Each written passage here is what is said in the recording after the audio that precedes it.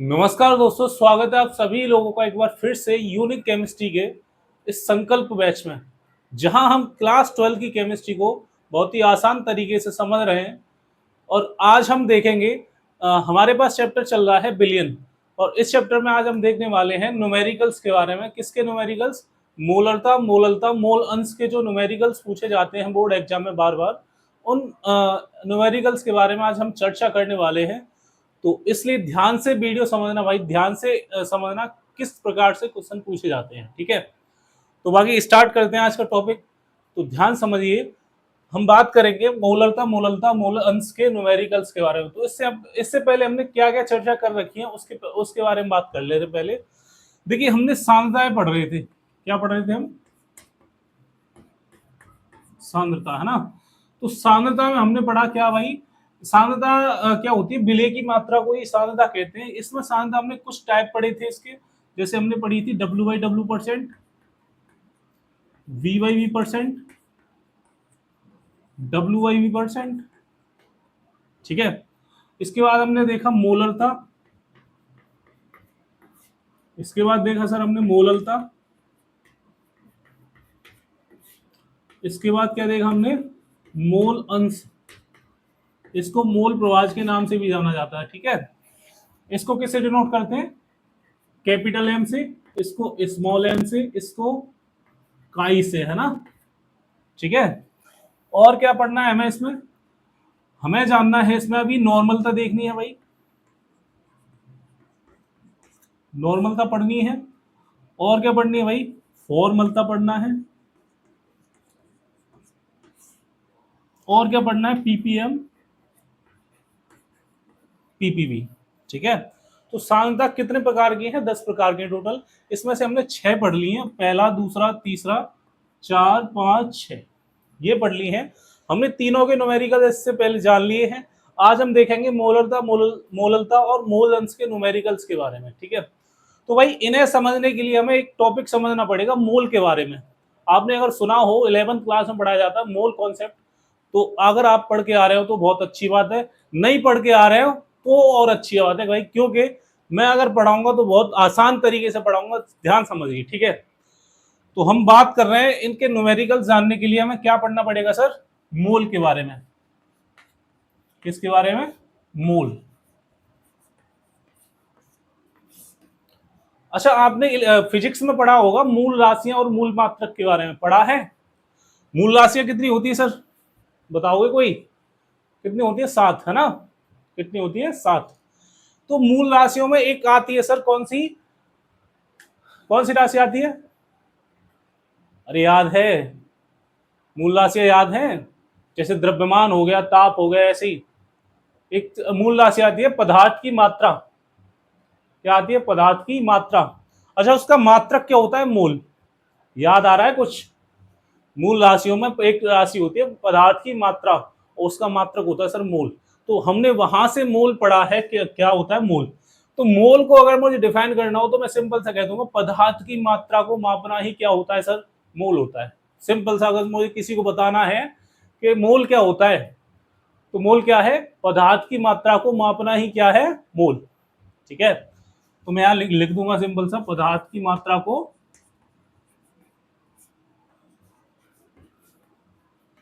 मात्रा को मापना क्या कहलाता है? मोल। देखो, मैं सिंपल सी लैंग्वेज यूज कर रहा हूं, क्योंकि अगर किताब में देखो ये अलग तरीके से दी है, मैं उस प्रकार की लैंग्वेज यूज नहीं कर रहा हूं। मैं यहाँ पे सिंपल बता रहा हूँ, पदार्थ की मात्रा को मापना ही क्या कहलाता है? मोल, ठीक है। अब अगर मैं बात करूं कि जैसे सर आपने सुना होगा कि एक दर्जन में, अच्छा दर्जन सुना है? एक दर्जन में कितना होता है सर? नंबर, एक नंबर फिक्स होता है। एक दर्जन का मतलब होता है 12। पता है सबको? एक दर्जन का मतलब कितना होता है? 12, ठीक है। अगर मैं बात करूं कि 1 किलोग्राम में, 1 केजी में कितने ग्राम होते हैं, कोई बताएगा? अरे बताओगे कितने ग्राम? 1000 ग्राम होते हैं, ये सभी को पता होगा, ठीक है। अगर मैं बात करूं सर 1 लीटर में कितने ml होते हैं, तो ये सबको पता होना चाहिए कितने ml होते हैं सर? 1000 ml। ठीक है। उसी प्रकार से जैसे ये नंबर फिक्स है कि एक दर्जन में 12 ही होगा, 12 केले हो सकते हैं, 12 सेब हो सकते हैं, 12 पेन हो सकते हैं, 12 घड़ी हो सकती है, 12 फोन हो सकते हैं, तो एक दर्जन में कितना है, 12 नंबर फिक्स कर दिया गया है। ऐसे ही उसी प्रकार से एक मोल का मतलब सर, एक मोल का मतलब सर नंबर फिक्स है इसका, कितना नंबर है, 6.022 गुणा 10⁻23। अरे क्लियर है। तो इतना मोल, एक मोल में इतने कण होते हैं सर। मैं क्या बात कर रहा हूं, अगर मैं एक मोल की बात करूंगा तो कितने कण होते हैं, एक मोल का मतलब 6.022 गुणा 10⁻23 कण होते हैं। ठीक है। अरे इतना कर पाओगे भाई, समझ में आ रहा है। ये नंबर सर फिक्स है। ठीक है। जैसे एक मोल में एक दर्जन में 12 फिक्स है, इसी प्रकार से एक मोल में इतने कण फिक्स होते हैं। ठीक है। अब अगर मैं बात करूं कि ये जो नंबर है, आपने 11th क्लास में पढ़ के आ रहे होंगे, एक एवोगाद्रो सुना होगा तुमने, एवोगाद्रो नंबर। तो ये जो नंबर है, इसी नंबर को हम एवोगाद्रो नंबर भी कहते हैं। क्या कहते हैं, एवोगाद्रो संख्या, एवोगाद्रो संख्या। ठीक है भाई। और इसे एन ए से डिनोट करते हैं। किसे डिनोट करते हैं, एन ए। देखो एक और एन ए होता है, ये वाला एन ए, और एक ये है एन ए, ये वाला। दोनों में अंतर है, इसमें स्मॉल ए है, यहाँ पे कैपिटल ए है। तो अगर कैपिटल ए लिख रहा है, इसका मतलब एवोगाद्रो नंबर है। अगर ऐसे लिख रहा है तो ये जानते हो तुम क्या है, ये सोडियम। ये क्या है, सोडियम। ठीक है भाई, कंफ्यूज नहीं होना है। ये एवोगाद्रो नंबर है, और एन ए मतलब स्मॉल होगा तो कौन सा होगा, सोडियम। ठीक है, सोडियम का सिंबल। ठीक है सर। अरे समझ में आया इतना, कोई डाउट तो नहीं है। मैंने भी क्या बताया तुम्हें कि हम बात कर, मैं इस लेक्चर में हम क्या पढ़ने वाले हैं, न्यूमेरिकल्स के बारे में जानने वाले हैं। तो न्यूमेरिकल्स को पढ़ने के लिए हमें सबसे पहले किसके बारे में बात करनी पड़ेगी, मोल के बारे में। तो मोल क्या होता है, पदार्थ की मात्रा को मापना ही क्या कहलाता है, मोल।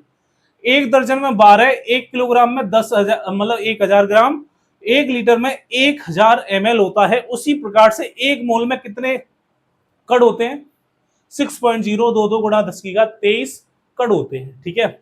अब इसी संख्या को क्या कहते हैं सर, आवेगाद्रो संख्या। क्लियर है। इसे एन से डिनोट किया जाता है। मैंने अब तक इतना बताया है सिर्फ आपको। क्लियर। चलिए आगे बढ़ते हैं। कुछ देखिए, अगर मैं बात करूं कि मोल निकालने का फॉर्मूला क्या है, सिंपल। अगर मैं मुझे मोल निकालना है तो मैं निकालूंगा कैसे सर, मोल का निकालने का फॉर्मूला होता है। वैसे तो और भी फॉर्मूले होते हैं इसके, लेकिन हम बेसिक फॉर्मूले की बात करेंगे यहाँ पे, हमें जिसकी आवश्यकता है। तो मोल निकालने के लिए एक फॉर्मूला होता है, भार बटे अणुभार। भार बटे अणुभार। ठीक है सर, भार बटे अणुभार। ये फॉर्मूला आपको याद रखना है सर।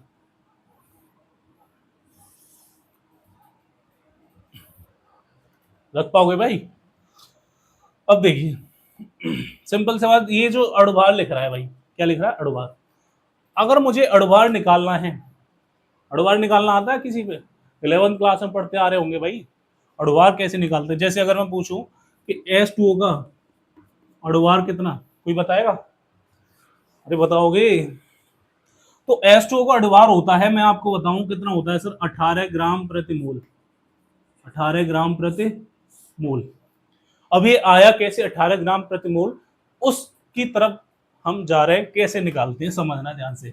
हम क्या सीख रहे हैं, हम अणुभार निकालना। देखो मोल तो निकाल लेंगे हम इस फॉर्मूले से, भार बटे अणुभार से। अब भार बटे अणुभार लगाने के लिए हमारे पास भार तो दिया होगा, लेकिन अणुभार निकालना पड़ेगा हमें। अणुभार हमें पता होने चाहिए कैसे निकालते हैं, जब ही मोल निकाल पाओगे सर। हमें दोनों चीजें पता होंगी जब ही तो निकाल पाओगे तीसरी चीज। ठीक है। तो अणुभार निकालने के लिए क्या करना है, सिंपल सी बात। मैं कुछ तत्वों के परमाणु भार लिखा दे रहा हूं आपको, तो वो याद रखने हैं आपको। यहां तत्व लिखना, एक तरफ लिखना परमाणु भार, परमाणु भार। ठीक है, समझना भाई ध्यान से।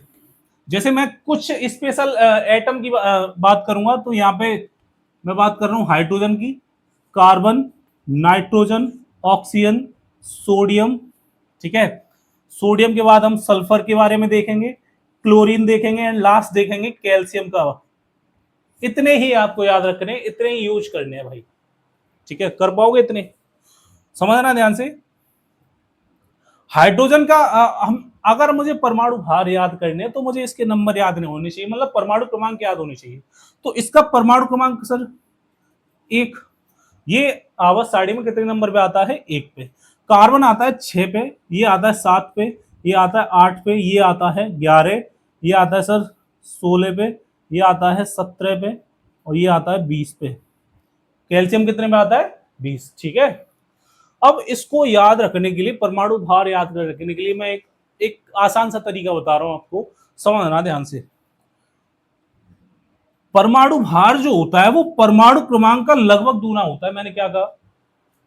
परमाणु भार, जो परमाणु भार है परमाणु क्रमांक का लगभग दूना होता है। इसका मतलब ये जो नंबर लिख रहे हैं इनका लगभग दूना होगा।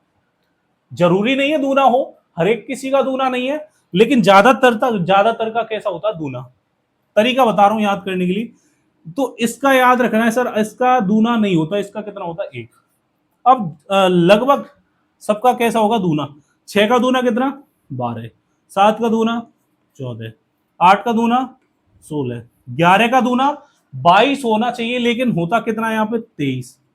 तरीका बता रहा हूं उसे याद करने का, याद कर पाओ तो इससे, नहीं तो आप जैसे भी याद कर पाओ, लेकिन कर लेना याद, क्योंकि इनके बिना हम अड़वार नहीं निकाल पाएंगे, ठीक है। 16 का दूना कर सर कितना होगा? 32। 17 का दूना कितना? 17 का दूना 17 नहीं 34, लेकिन इसका होता है सर 35.5। याद रखना भाई, इंपॉर्टेंट है। 20 का दूना सर कितना? 40। इतने परमाणु भार याद रख पाओगे नहीं। अगर आपने इतने परमाणु भार याद रख लिए तो जो मैंने H2O का अणुभार लिखा है 18 ग्राम प्रति मोल, इसको निकालने के लिए हमें ज्यादा मेहनत नहीं करनी पड़ेगी। अब ध्यान से समझना भाई, मैंने किसका निकाला था? H2O का। आपको निकाल के दिखा रहा हूं ये कितना आएगा। देखो इसमें हाइड्रोजन कितने हैं मुझे बताओ। H जो है वो कितने हैं? 2 हैं सर। अब मुझे बताओ H का कितना होता है? सर 1 होता है। H का कितना होता है? 1। क्लियर है? कितने H हैं हमारे पास? 2 हैं, तो 2 से गुणा कर दो सर। मैंने क्या कहा? H का कितना होता है परमाणु भार? 1 होता है। इसमें कितने H हैं? 2 हैं, तो 2 से गुणा कर दो, ठीक है सर। प्लस लगा दो बीच में, जब ये पूरा आइटम खत्म बीच में क्या लगा दो? प्लस। इसके बाद ऑक्सीजन कितने हैं सर यहाँ पे? ऑक्सीजन सर 1 है हमारे पास। कितने हैं ऑक्सीजन? 1। अब यहाँ पे ऑक्सीजन का चेक करो कितना। ऑक्सीजन का होता है सर 16। अरे कितना होता है? 16। क्लियर? कितने हैं ऑक्सीजन? 1 है, तो 1 से गुणा करो, कोई फर्क नहीं पड़ेगा। अब कैलकुलेशन करो कितना आएगा। 2 एकम 2 प्लस 16 एकम 16। जोड़ना, अरे जोड़ना तो आता होगा, कितना आएगा? 18। और इस अड़वार का मात्रक होता है ग्राम प्रति मोल। तो मैंने क्या लिखा था यहाँ पे? 18 ग्राम प्रति मोल, ठीक है। अरे क्लियर है? निकाल पाओगे? अरे कर पाओगे नहीं? समझ में आ रहा है? तो ये अड़वार निकालने के लिए आपको क्या करना पड़ेगा? ये परमाणु भार याद करने पड़ेंगे भाई। अरे कर पाओगे बेटा? देखो करना तो पड़ेगा भाई, अगर आपको अच्छे मार्क्स प्राप्त करने हैं तो ये सारी चीजें करनी तो पड़ेगी। इतनी आसानी से तो मार्क्स आते नहीं है ना, ठीक है। कर लोगे? चलो एक और एग्जांपल दे रहा हूं तुम्हें। मान लो अगर मैं कहूं कि NaCl का निकालिए, किसका निकालना है? NaCl का, है ना। तो NaCl का अड़वार निकालने के लिए क्या करेंगे? अब मुझे बताओ Na जो सोडियम है उसका कितना होता है? देखो Na का कितना होता है सर? 23 दिखाया। तो Na का कितना है? 23 इंटू Na है कितने? 1 है सर। क्लियर? बीच में क्या लगा लोगे? प्लस। Na खत्म हो गया। अब Cl की बात करें, अब Cl का कितना होता है सर? 35.5। देखो Cl का कितना होता है? 35.5। क्लोरीन का कितना होता है? 35.5। तो 35.5 रखोगे यहां पे, इंटू क्लोरीन है कितने? 1। कैलकुलेशन करने आती है नहीं आती? 23 एकम 23 प्लस 35.5 का एक में गुणा करोगे तो इतना ही आएगा सेम 35.5। ठीक है, जोड़ना आता है भाई? अरे जोड़ना तो आता होगा। कितना आएगा बताना? 5 और 3 8, 3 और 2 5.5 ग्राम प्रति मोल। कितना आ रहा है? 58.5 ग्राम प्रति मोल। अरे समझ में आया? कोई डाउट तो नहीं है? दिखाई दे रहा है, सब साफ दिखाई दे रहा है भाई। देखो कुछ चीजें अगर यहाँ दिखाई नहीं दे रही हो तो मैं बोल दे रहा हूँ एक बार। हाइड्रोजन का 1, क्लोरीन का 7, सॉरी कार्बन का 12, नाइट्रोजन का 14, ऑक्सीजन का 16, सोडियम का 23, सल्फर का 32, क्लोरीन का 35.5, कैल्शियम का 40। ठीक है, और इसका हमारा आंसर कितना आया था? 58.5 ग्राम प्रति मोल। अरे क्लियर है भाई? कोई डाउट हो तो बताइए। अरे कुछ तो बोल दिया करो भाई। समझ में आता है नहीं आता? चलिए ठीक है, नेक्स्ट हम बात कर रहे हैं भाई। अब देखो हमारे पास, हम अणुवार निकालना सीख गए। यहाँ से अणुवार निकाल लोगे, जैसे NaCl का कितना निकाला हमने, ये H2O का कितना निकाला, ये। ठीक है, तो हम अणुवार निकालना सीख गए। हमें भार दिया होगा तो मोल निकाल लोगे? निकाल लेंगे सर। कैसे निकालते हैं वो बताएंगे। ठीक है, तो ध्यान से देखिए मोल कैसे निकालते हैं। किसी पे आता है पहले से मोल निकालना? अरे आता है नहीं आता? बता दिया करो भाई, कुछ तो बोल दिया करो। आखिर मोल निकालते कैसे हैं? देखो अब तक जैसे ही पढ़ा हो तुमने 11th में 10th में, है ना, उसको उन सारी चीजों को भूल जाओ। अच्छी गई है 11th 12th 10th, या फिर बेकार गई है, कोई दिक्कत नहीं है। अब पढ़ाई कर लो भाई, ये पढ़ाई करने का मौका है तुम्हारे पास। ठीक है, तो अच्छे से पढ़ाई करो।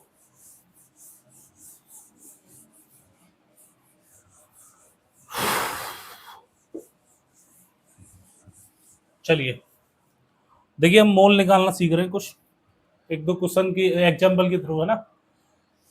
तो मान लो मैंने कहा, पहला क्वेश्चन है ना, क्वेश्चन पहला है तुम्हारे पास कि 10 ग्राम NaOH में मोल बताने हैं सर। 10 ग्राम NaOH में कितने मोल होंगे, कोई बताएगा? आंसर दोगे? चलिए तुम्हारे लिए टाइम दे रहा हूं, 30 सेकंड का आंसर दीजिए कमेंट बॉक्स में। 10 ग्राम NaOH में कितने मोल होंगे? दीजिए आंसर। 10 ग्राम NaOH में मोल की संख्या क्या होगी? फॉर्मूला क्या लगेगा? भार बटे अणुभार का। ठीक है, भार बटे अणुभार। चलिए देखिए मैं बताता हूं कैसे करते हैं। पहला क्वेश्चन देखिए ध्यान से समझना। मैंने कहा मोल निकालना है, तो मोल निकालने के लिए फॉर्मूला होता है सर हमारे पास क्या? भार बटे अणुभार। भार बटे अणुभार, क्लियर। अब मुझे बताओ क्या भार दिया है यहाँ पे? बिल्कुल दिया है सर, 10 ग्राम दिया है। मैं जो NaOH है जिसका भार कितना दिया? 10 ग्राम। तो यहाँ पे कितना रख दोगे? 10। अरे क्लियर। अब मुझे क्या चाहिए? मुझे चाहिए अणुभार। क्या निकालना है? मोल, है ना। तो NaOH के मोल कितने मोल होंगे इसमें? तो भाई मोल बराबर 10 ग्राम हमारा भार दिया है। अणुभार कितना होता है NaOH का, कोई बताएगा? अरे बताओगे? निकाल लो सर। NaOH का जब अणुभार निकालोगे तो क्या आएगा? अब मुझे तो Na का कितना होता है? 23। अभी निकाल के आ रहे हैं इसका हम, है ना। तो Na का, सोडियम का कितना होता है? 23 इंटू सोडियम है कितने? 1 है सर। क्लियर, इतना कर लोगे। Na सोडियम का कितना? 23 होता है। Na 1 है तो 1 से गुणा कर दिया। प्लस ऑक्सीजन का कितना होता है सर? ऑक्सीजन का होता है 16 इंटू, ऑक्सीजन है कितने? 1। प्लस हाइड्रोजन का कितना होता है? 1 इंटू हाइड्रोजन है कितने? 1। क्लियर। तो 23 एकम 23 प्लस 16 एकम 16 प्लस 1 एकम 1, कितना होगा? कोई बताएगा? अरे बताओ, गणित आता है थोड़ा बहुत? अरे आता होगा थोड़ा तो। 23 और एक कितना? 24। 24 और 16 कितना? 40 ही तो होगा। ठीक है, तो हमारे पास एनएओएच का सर अडवार कितना आया? 40।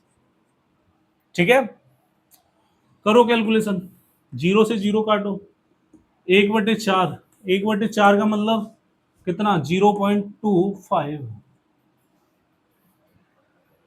अरे बोलो, इतना ही तो होगा। देख लो, भाग दे के देख लो भाई। मोल निकाल रहे हैं तो पीछे क्या लिख दोगे सर? मोल। तो हमारे पास 10 ग्राम एनएओएच में कितने मोल आए? 0.25 मोल आए। अरे समझ में आया सर? कुछ समझ में आ रहा है? नेक्स्ट क्वेश्चन देखिए। मान लो मैंने कहा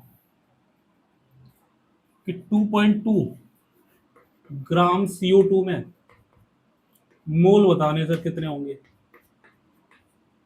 कर पाओगे? देखो कैसे करेंगे। मोल बराबर होता क्या? भार बटे अणुभार। भार बटे अणुभार। ठीक है, तो भार कितना दिया है? भार दिया है सर 2.2। अणुभार कितना होता है CO2 का? अब निकाल लो इस अणुभार। मैंने तरीका बताया है तुम्हें। तो CO2 का अगर मुझे अणुभार निकालना है तो कैसे निकालूंगा? अणुभार के लिए मुझे कार्बन का परमाणु भार पता होना चाहिए। कितना होता है इसका? 12। अभी मैंने यहाँ पे थोड़ी देर पहले जो लिखाए थे वही बात कर रहा हूँ भाई। इससे मैं कुछ अलग नई बात नहीं कर रहा हूँ। मैंने बताया था कार्बन का परमाणु भार कितना होता है? 12। तो 12 रखा इंटू एक, क्योंकि कार्बन एक है। ऑक्सीजन का परमाणु भार कितना होता है सर? 16। बीच में प्लस आएगा है ना? तो ऑक्सीजन का 16 होता है, लेकिन इंटू कितने आ जाएंगे? 2, क्योंकि ऑक्सीजन है कितने? 2।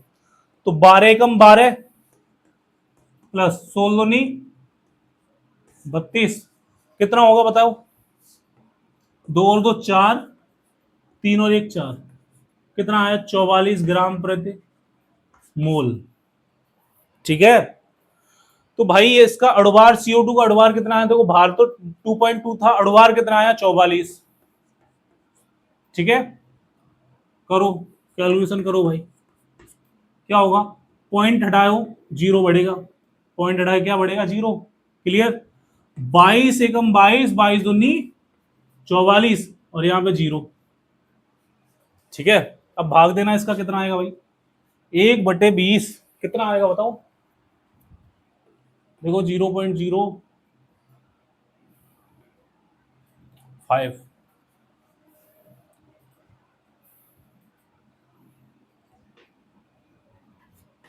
मोल। अरे कैलकुलेशन करके देखो भाई। एक 20 का भाग देना है एक में, यही तो आया। और क्या आएगा? पॉइंट लगाया, जीरो बढ़ाया। हाँ ठीक है, इतना ही आएगा भाई, है ना? करके देख लेना। तो इस प्रकार से हमें मोल निकालने हैं। अरे समझ में आया कुछ? अरे समझ में आ रहा है सर? तो मोल निकालने के लिए हमें क्या निकालना पड़ेगा? अणुभार। क्या निकालना पड़ेगा? अणुभार। और अणुभार निकालने के लिए क्या निकालना पड़ेगा सर? हमें याद रखना पड़ेगा परमाणु भार। अरे रख पाओगे? तो बताना कार्बन का परमाणु भार कितना होता है? बोलो, कितना होता है? कार्बन का होता है सर 12। कितना होता है? 12। याद रख पाओगे?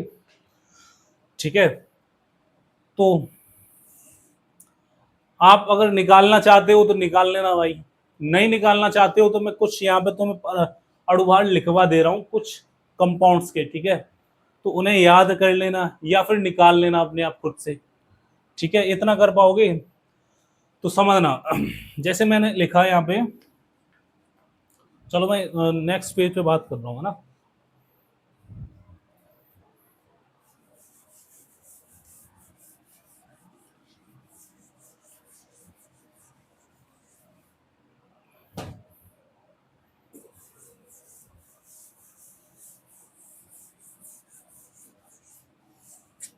चलो यही बात कर ले रहे हैं। ठीक है,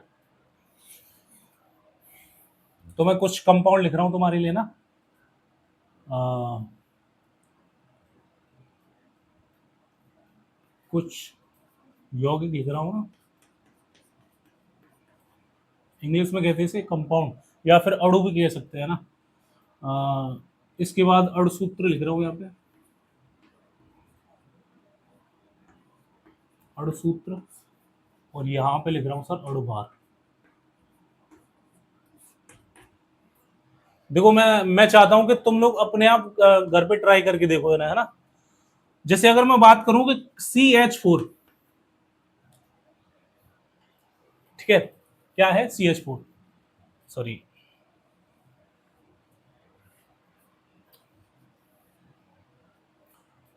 मान लो यहां लिख रहा है CH4, और सूत्र तो यही होगा ना। अब ये इसका नाम क्या है सर? इसका नाम होता है मेथिन। क्या नाम है सर? मेथिन। ठीक है, क्या नाम है? मेथिन।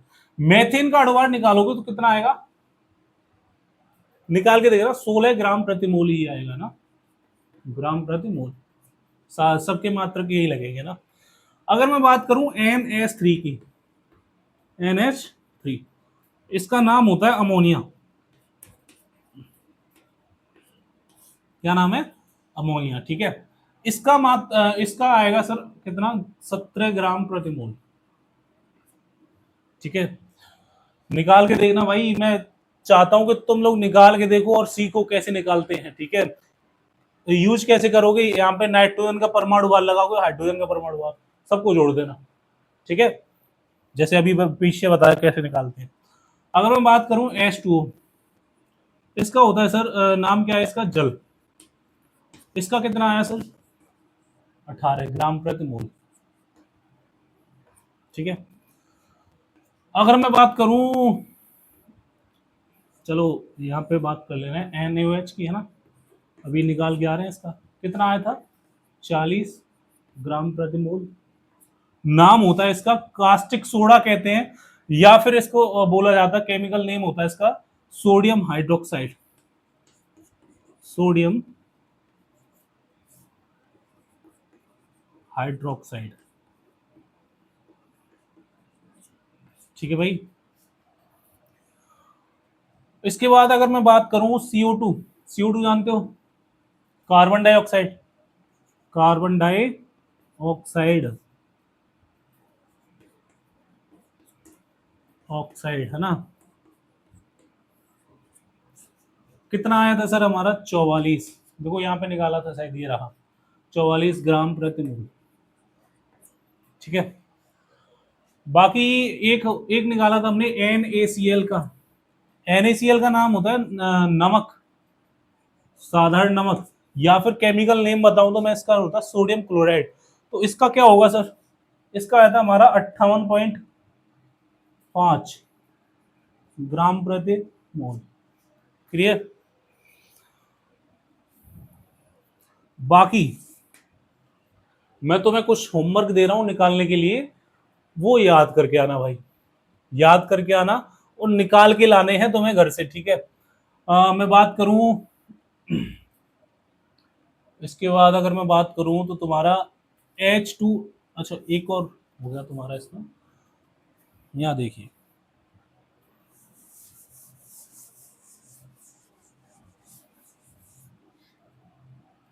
देखिए नेक्स्ट बात करता हूं मैं। अगर आपको निकालना है तो एक निकालना है यूरिया का।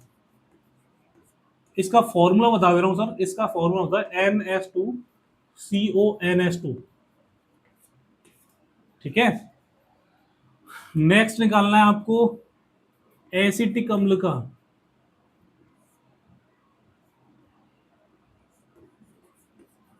एसिटिक अम्ल, इसका फॉर्मूला होता है CH3COOH। ठीक है भाई, नेक्स्ट निकालना है आपको सल्फ्यूरिक अम्ल, सल्फ्यूरिक एसिड।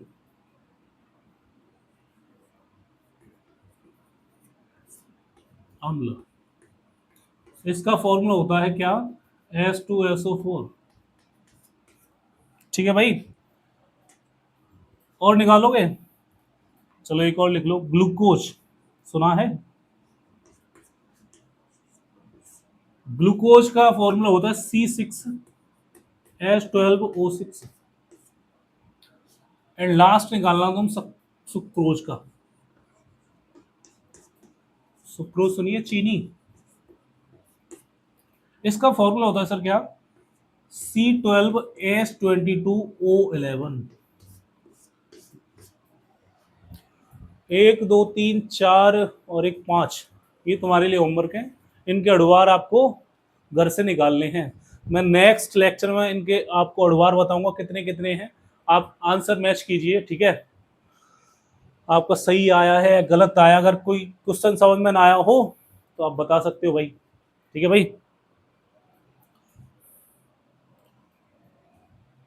चलिए हम अब बात करेंगे भाई इसमें किसके बारे में। देखो हमने सारी चीजें पढ़ ली, मोल कैसे निकालते हैं, अड़वार कैसे निकालते हैं, ठीक है। अब हम बात करेंगे मोल, मोलरता, मोललता, मोल अंश के जो न्यूमेरिकल्स पूछे जाते हैं वो किस प्रकार से पूछे जाते हैं सर, ठीक है। चलिए स्टार्ट करें सर। जिसका आपको था इंतजार वो घड़ी आ गई है सर, तो ध्यान से देखिए भाई, बहुत इंपॉर्टेंट है, बहुत बार परीक्षा में पूछे जाते हैं।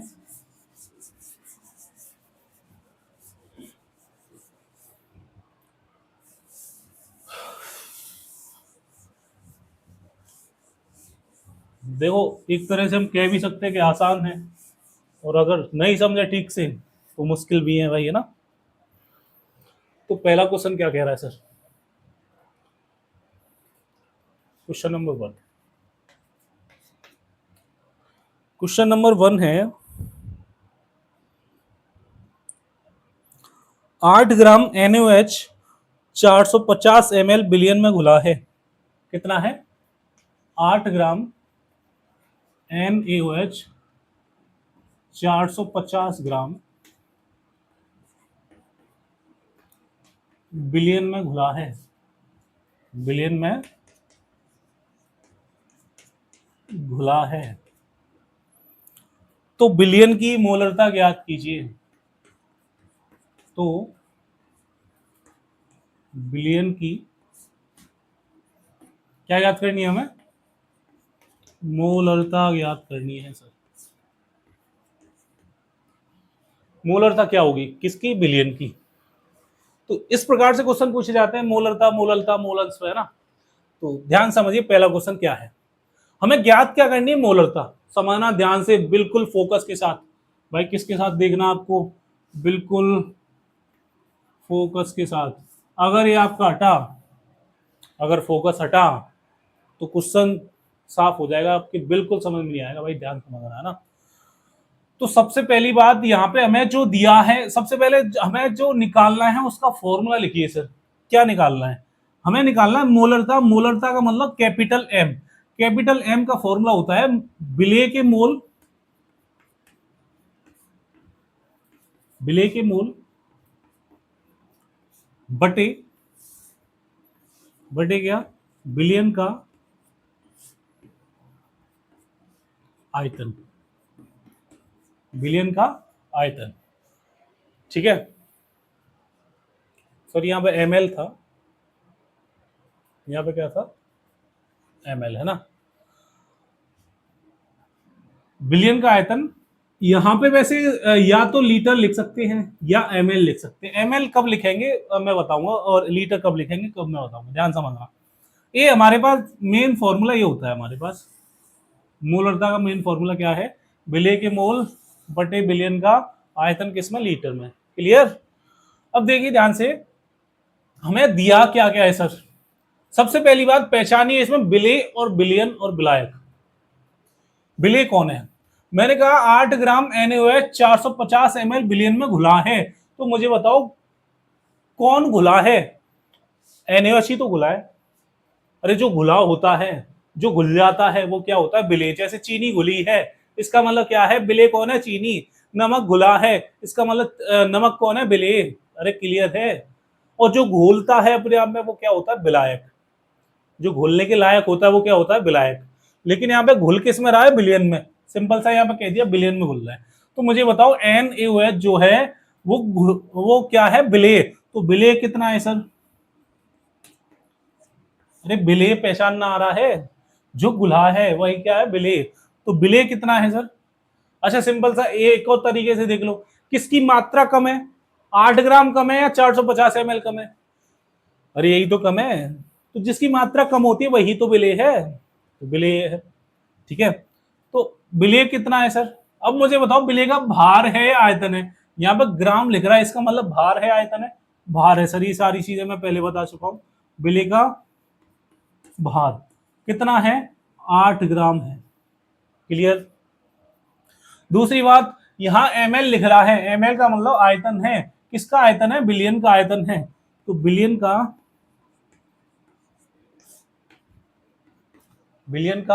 आयतन, बिलियन का आयतन कितना है सर, बताओगे?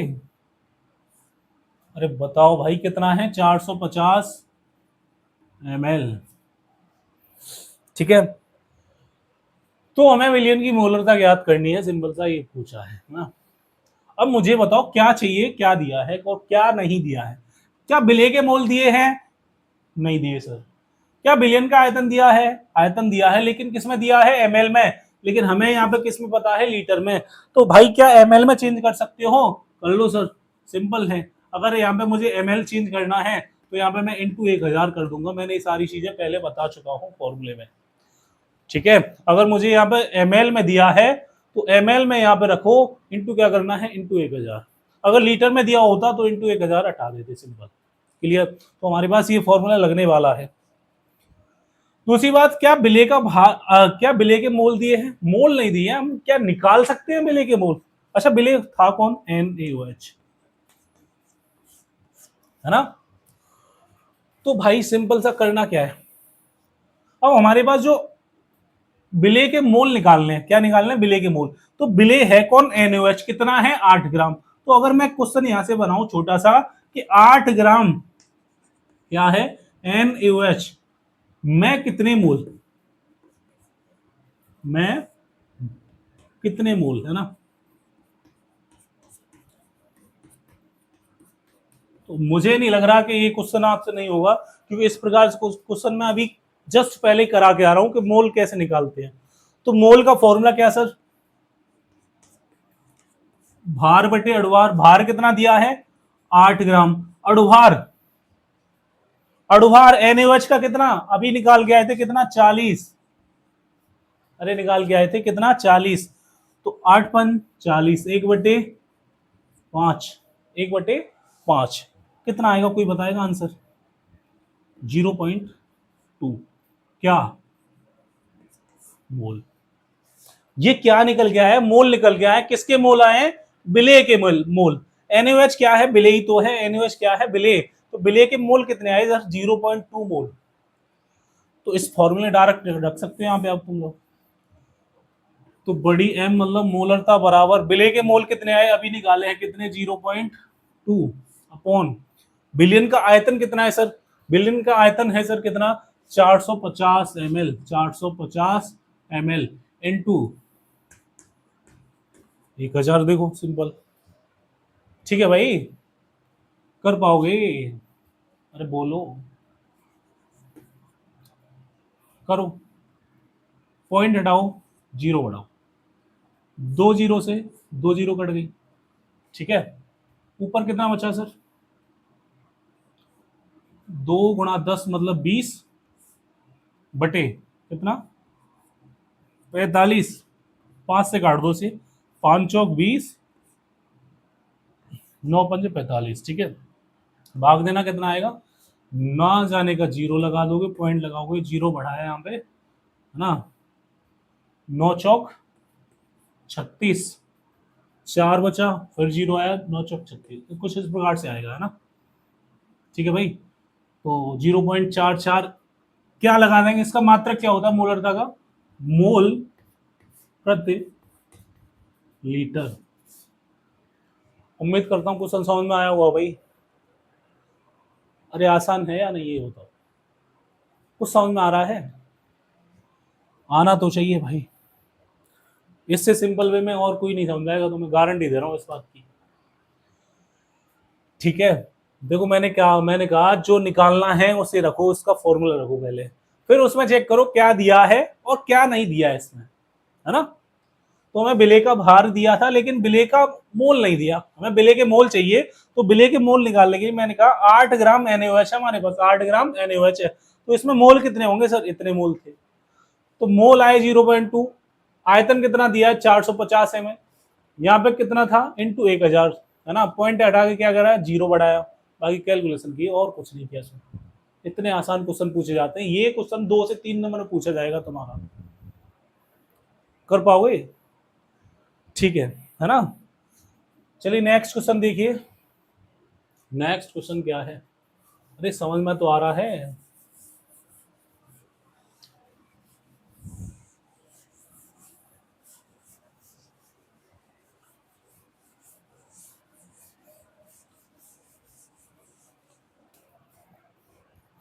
चलिए देखिए next question, question number 2, question number 2, question 2 क्या है भाई, 90 ग्राम जल में, क्या कह रहा है, 90 ग्राम जल में, 90 ग्राम जल में 1.8 ग्राम, 1.8 ग्राम ग्लूकोज घुला है, ग्लूकोज घुला है, ठीक है। ग्लूकोज के मोल अंश की गणना कीजिए, ग्लूकोज के मोल अंश की याद करना है ना। क्वेश्चन है तुम्हारे पास क्या कि 90 ग्राम जल में 1.8 ग्राम ग्लूकोज घुला है, तो ग्लूकोज का मोल अंश ज्ञात कीजिए, इतना क्वेश्चन है भाई। क्वेश्चन 2 नंबर में पूछा गया है। करते कैसे हैं, क्या करना है, वो सब सारी चीजें समझा पहले। देखो सबसे इससे पहले क्वेश्चन था मोलरता पे, ये क्वेश्चन है मोल अंश पे। तो मोल अंश वाले जो क्वेश्चन है वो किए कैसे जाते हैं, टैकल कैसे करना है इनको, वो समझिए ध्यान से। अगर मैं बात करूं कि मोल अंश के क्वेश्चन करने के लिए मैंने कहा जितने भी हमारे पास घटक हैं, जितनी भी चीजें दी हैं, उनके सबसे पहले मोल निकालिए सर। अगर मोल अंश का क्वेश्चन पूछा जा रहा है तो जितने भी घटक दिए हैं उनका क्या निकालना है, मोल अंश निकालना है ना। तो मोल अंश निकालिए, सॉरी मोल अंश नहीं, मोल निकालना है ना। तो मेरे पास पहली तो 90 ग्राम क्या दिया, जल, ठीक है। दूसरा दिया है 1.8 ग्राम ग्लूकोज, ग्लूकोज का फॉर्मूला C6H12O6। तो सर हमारे पास दो घटक दिए हैं, इनके सबसे पहले मोल निकालिए। तो मोल निकालने के लिए मैंने कहा भार बटे अणुभार। अरे अब तो कर पा रहे हो, इन मोल कैसे निकालते हैं, तो मोल निकालेंगे भार बटे, भार कितना 90, अणुभार कितना होता है जल का, सबसे पहले यही कराया था, कितना होता है 18। समझ में आ रहा है ये क्यों क्यों कराया था भाई, बहुत इंपॉर्टेंट है। जल का अणुभार कितना 18 है, ज्यादातर जगह यही यूज होता है। तो 18 पंजे 90, तो कितनी बार कटा, 5 बार, तो कितना मोल आया सर, 5 मोल। ये आसान है या नहीं है। इसके मोल कैसे आएंगे सर,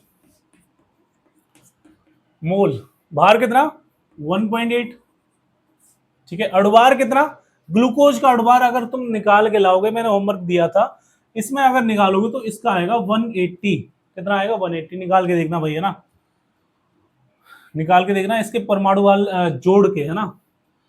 तो पॉइंट हटाओ, जीरो बढ़ाओ, 18 कम 18, एक बट्टे कितना आया 100, 1/100, तो आंसर आएगा 0.01 मोल। एक का 100 का भाग अगर एक में दोगे तो कितना आएगा 0.01 मोल, ठीक है। तो ये किसके मोल आए, जल के, ये किसके मोल हैं, ग्लूकोज के।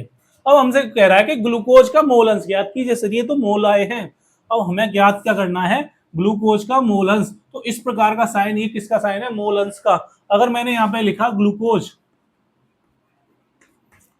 तो क्या लिख रहा है ये, ग्लूकोज का मोल अंश। अगर मैंने यहां लिखा होता जल, तो क्या बोलता, जल का मोल अंश। अरे क्लियर, क्लियर है भाई।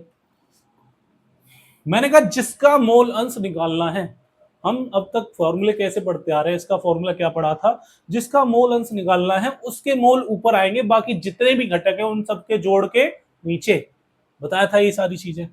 तो इसके अगर मोल अंश चाहिए मुझे, तो इसके मोल कितने आए सर, 0.01 अपॉन, ठीक है, अपॉन जितने भी घटक है उनको जब जोड़ के नीचे रख दो, तो कितना आया, 5 प्लस 0.01, करोगे कितना, अरे बताओगे कितना आएगा, 0.01 अपॉन कितना है भाई, देखो 5.01, पॉइंट से पॉइंट हटेगा, कितना आएगा, ऊपर रह जाएगा बचा 1/501, भाग दे लोगे इसका, अरे भाग दे लोगे भाई, इसका भाग इसमें नहीं जा रहा तो ना जाने का जीरो, पॉइंट लगाओ जीरो आएगा यहाँ पे, अब भी नहीं जा रहा ना जाने का जीरो, अब भी नहीं जा रहा जीरो, अब एक को और बार दोगे तो ये आएगा एक बार, तो आंसर आया हमारा फाइनली 0.001।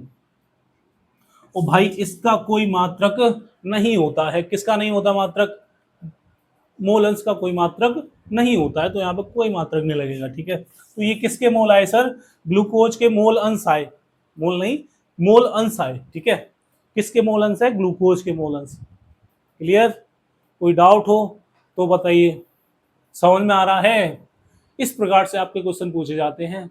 उम्मीद करता हूँ सारी चीज़ें समझ में आ रही होंगी। अगर आपको अच्छा लग रहा हो पढ़ने में, तो आपके जितने भी फ्रेंड्स हैं उनको वीडियो शेयर कीजिए, जिससे उनका भी कुछ भला हो जाए भाई, ठीक है, उनको भी ये सारी चीज़ें समझ में आने लगे।